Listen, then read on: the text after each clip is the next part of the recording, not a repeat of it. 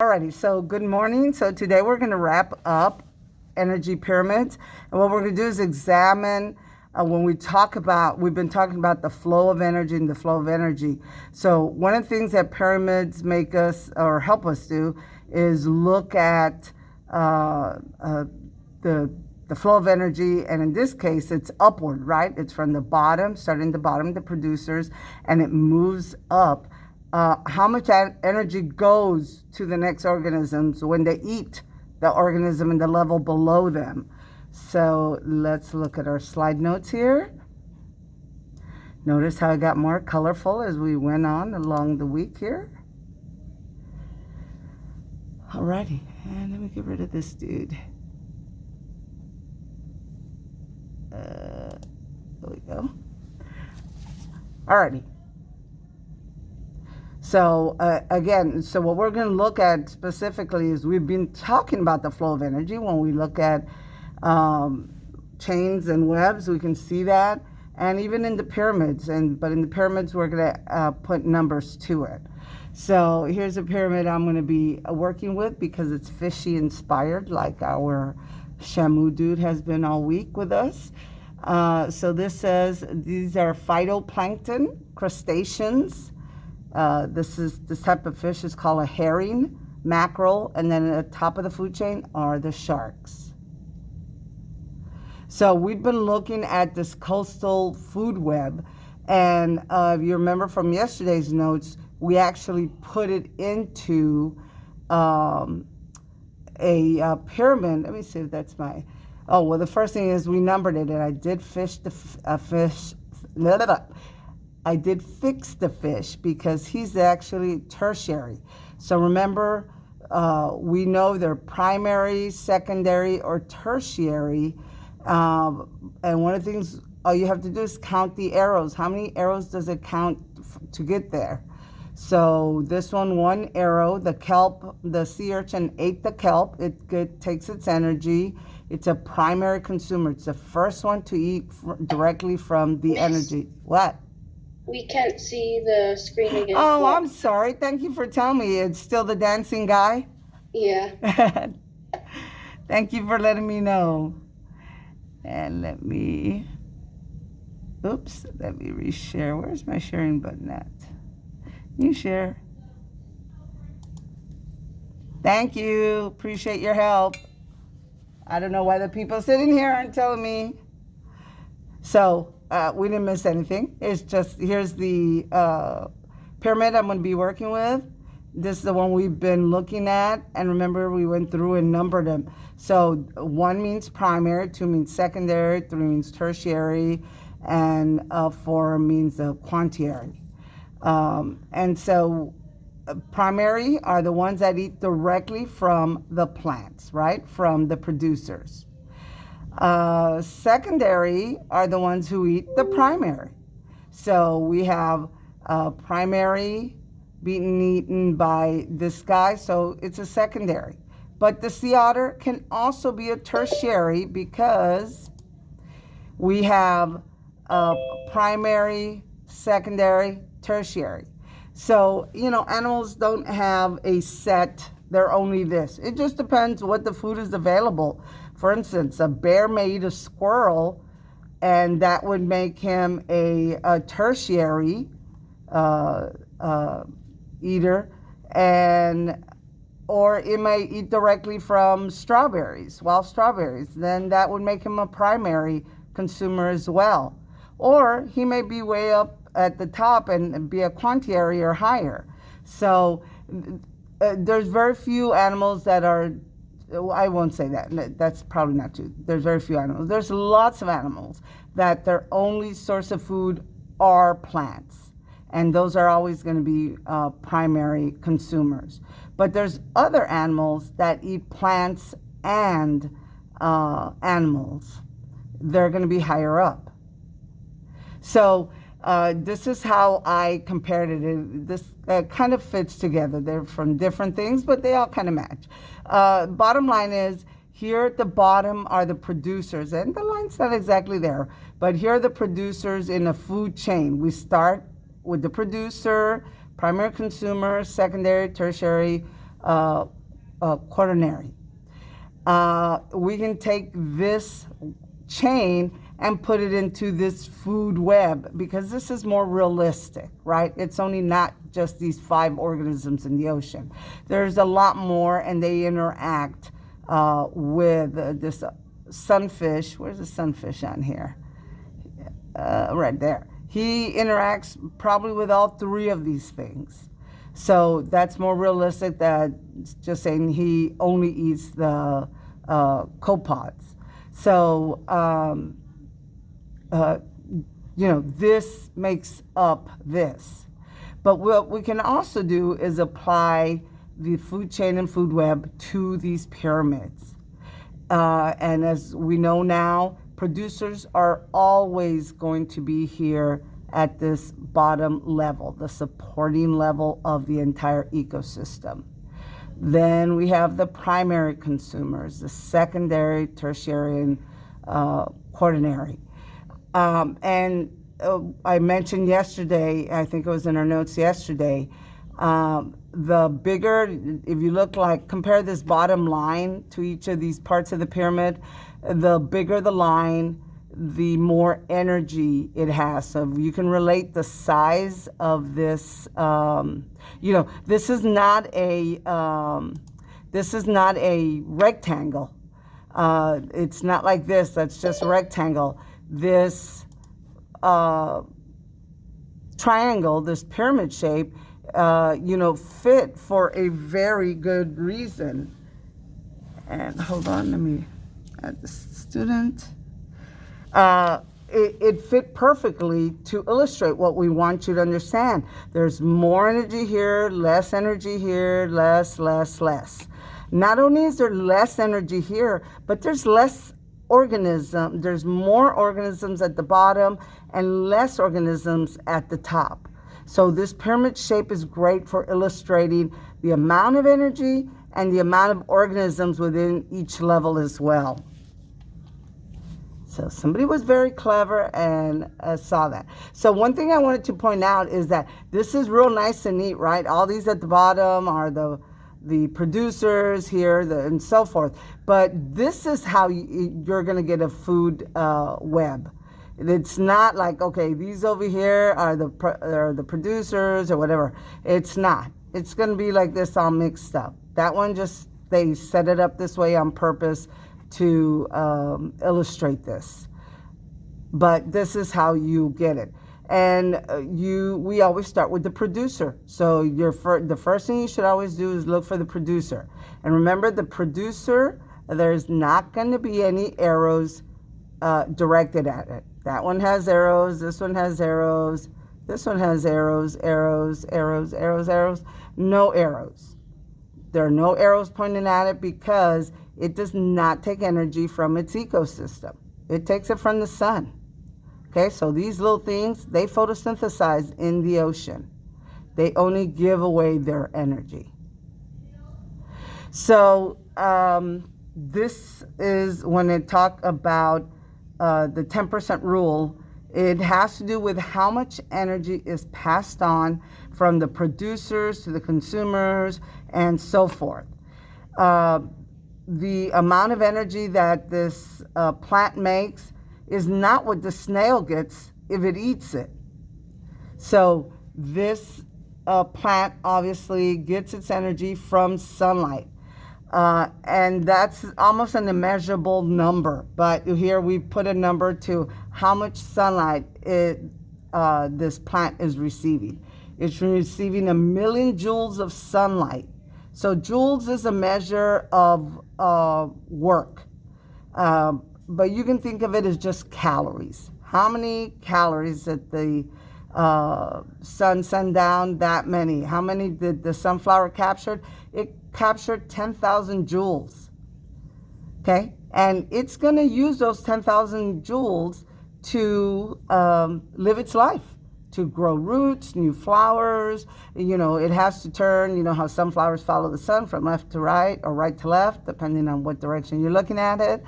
And all that takes energy. So when the snail does eat it, it doesn't get the whole 10,000 because that sunflower used 90% of that energy that it made for itself. It's going to use it for its own business.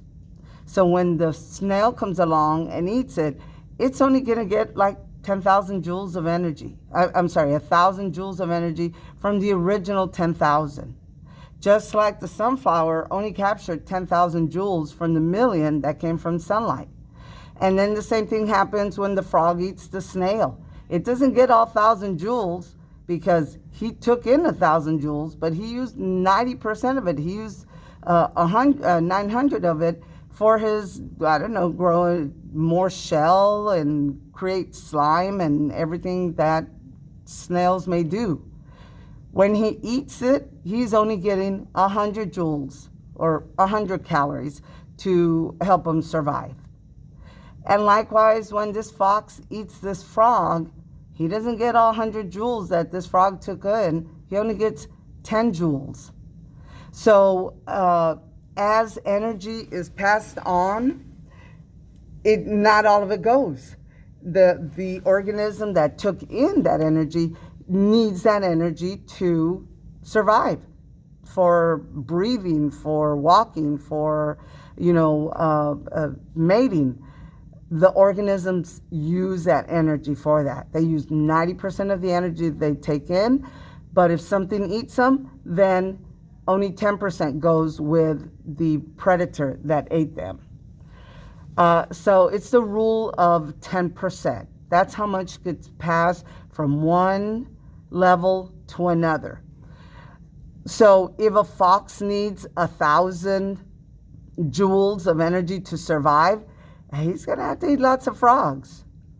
And I don't think he eats snails, but he's going to have to eat a lot. So the higher you go up the pyramid, the more the organism needs to eat. So let's apply it to our little ocean pyramid here.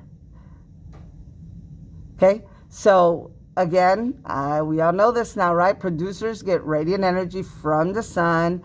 They're able to make glucose. It's a chemical energy. So you have a energy transformation from radiant to chemical, and it helps them to grow. It helps them to divide and make more of themselves. So this plankton right here, this phytoplankton, made 100,000 joules of energy for themselves from the sun. Along come some primary consumers. In this case, there's some crustaceans, and so that includes like crabs, lobsters, shrimp, and they eat the producer. They eat the phytoplankton, but they only get 10,000 joules of the original 100,000. This is 10%. Okay, so and remember, 10%, it's only 1 0. So you just get rid of 1 0, and that's your 10%. You're working backwards here. So 90% of the calories or the joules that the producers had in them was used by that plant to live its best life and stuff. And part of, or most of that 90%, we give off as heat. Even plants give off heat from the movement that is happening. You know, there's friction in everything, all the movement in your body. Even plants give off heat. And that's where that 90% goes to. We, you know how they take your temperature with a little gun? It's measuring the heat that you're giving off into the atmosphere. So when these primary consumers eat the producers, they're not getting the full 100,000. They're only getting 10% of it. But you can see there's more energy. They probably don't need to eat as many of these as the guys that are further up the chain. Now the same thing happens in the next step. Along come the secondary consumers, eat the primary consumers, and even though this lobster may have 10,000 joules in them, when this herring eats it, he's not going to get it all. I should say, even though he ate 10,000 joules, the herring doesn't get all of it because this lobster's been using it to, run his body. he only gets 10%. Only 10% goes to the secondary consumer. And the same thing, 90% of it is used by these guys to live their lives. And they give off heat from it. Wrong direction. And then again, repeat, is only 10% of the 1,000 joules that this little herring took in. When he gets eaten by one of these mackerels, the mackerel there's only 100 joules of energy for him to take in, because this guy already used 900 of them to run their lives. And all the way to the top. So by the end of this food chain, this shark, by eating one of these mackerels, is only getting 10 joules of energy. That means he's got to eat a lot. Okay? He's got to take in a lot of mackerel in order to be able to survive. And, he probably eats a ton of other fish. He may eat some of the herring that are closer to the producer level and get even more energy than the mackerel. So what does that mean for the organisms at the top tier? If it's every time you go up another tier, you only get 10% of the energy, it means that they need to eat a lot to get enough joules of energy or calories to survive. It also means that there needs to be a lot of mackerel. There needs to be a lot of, not just mackerel, but really everything below him. These have to be well filled in order to have mackerel and other fish in the tertiary level for him to eat. And as you can see from the pyramid, it's not only is there more energy in the bottom than there is at the top, but there's also more organisms down here. There are more plants on our planet than there are animals. And yesterday I used the word biomass. And bio means life, right? Living things. And mass means, something like you weigh. If we took all the plants in the world and weighed them, there would be more plant material than there would be, and we took all the animal bodies on our planet, there would still be more plant than animal. So, So we can see from this that there is a greater biomass. There's more things, more producers, more primary consumers than there are these top consumers. So if you have too many apex or top predators, the ecosystem is going to run out. When he has eaten all the mackerels, he's going to go on and eat all the herring. And then he might even slum and eat, lobster and shrimp. I don't think they eat producers at all, but when there's too many sharks, they're going to eat everything. And then this whole thing is going to fall apart. There might still be producers, but there's not going to be any primary, secondary, or tertiary consumers because there were too many sharks and they ate everything. So it's going to fall apart. This ecosystem can also fall apart if the producers go away. So we have lakes or streams that get polluted as runoff water, or water runs off into the lake or the creek and kills all the plants. Then everything else that was living in there, that's it. Their food source is gone. That plant, that lake is going to die. There's not going to be anything living in it because if there's no plants, there's nothing to eat. The other thing that these plants produce besides energy is oxygen. Okay? There's oxygen in water, which is why they're able to survive. So if the plants go away, then and oxygen can come down into the water as well. But these are producing water, oxygen inside the water as well. So you're going to cut down on that as well. So Locartu says, do you think there's intelligent life up there? And I said, yes, Mr. Shark, there is. They're my students, and they're going to prove how smart they are by completing their exit discussion and daily assignment. But right at the end, as I was wrapping up my notes, I found this video, and she happens to be using the same little graphic I am. So I thought I'd play it. Food webs and food chains are really awesome tools to show you how the flow of energy occurs in an ecosystem. Energy pyramids not only can do that, but they can show you the amount of energy as well.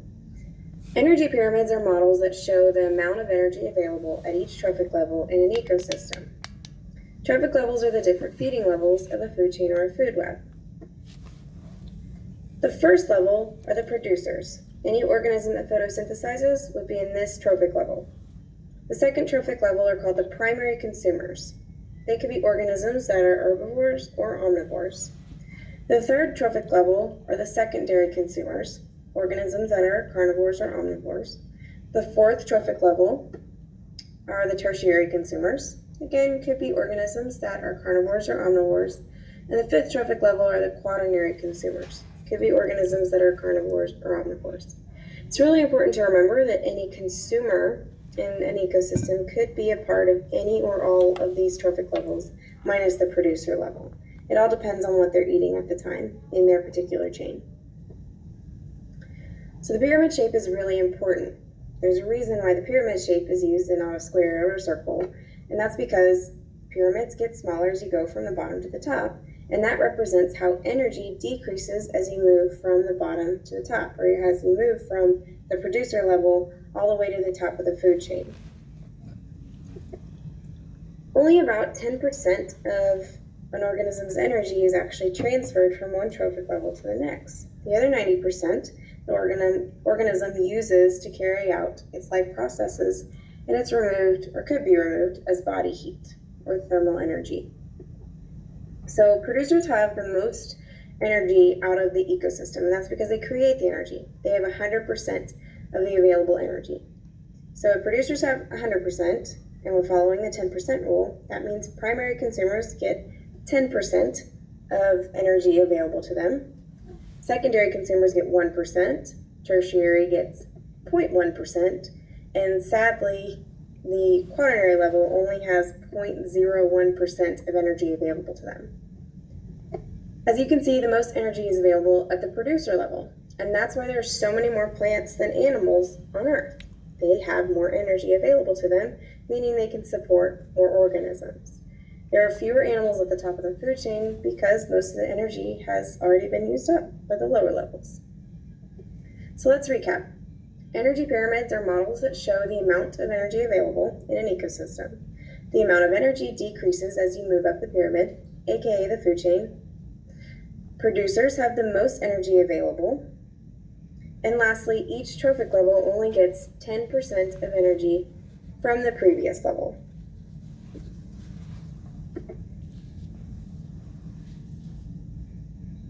And that's it. So Food webs and thank you. food webs and food chains are really awesome tools to show you how. Thank you. Thank you. Alrighty. So that's it, guys. So let's go ahead and do our daily discussion and your assignment, and then you're good for the day. Just give me a shout out and say you're done. And I hope you have a good weekend. If you have any questions, I will be here. Or if it's you find that you are not able to see the graphic on the question, the discussion question has been happening to some most people can see it, but every once in a while, some of you cannot. Let me know and I'll put it up I'll share the screen. Other than that, have a wonderful weekend. Bye-bye.